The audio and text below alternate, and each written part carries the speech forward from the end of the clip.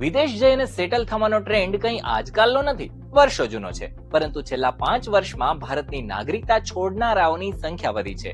દિવસના સરેરાશ 550 લોકો અને દર વર્ષે 2 લાખ લોકો ભારતની નાગરિકતા છોડે છે. આખરે આ સપના પાછળની હકીકત શું છે? ઈરાન, ઈરાક કે સુદાન જેવા દેશમાં ગુજરાતીઓ કેમ સેટલ થઈ રહ્યા છે? આજે સન્ડે બિગ સ્ટોરીમાં જાણીએ સિટીઝનશિપ છોડનારા લોકો કેવા આશયથી આવું કરે છે અને શું છે તેમના કારણો. એક છે ઇકોનોમિક રીઝન અને બીજા છે ફેમિલી રીઝન્સ. મેરેજ કરીને કોઈ ત્યાં જાય છે, સ્પેશિયલી ત્યાં જે રિલિજન ડોમિનન્ટ હોય એ રિલિજનના ઇન્ડિયાથી કોઈ મેરેજ કરીને ત્યાં જાય તો ઓબ્વિયસલી ત્યાં જઈને ત્યાંના સિટીઝન બની જાય છે. અને એક લાઈનમાં કહું તો વધારે સારી લાઈફ જીવવા માટે જે ઇન્ડિયામાં છે એનાથી બેટર.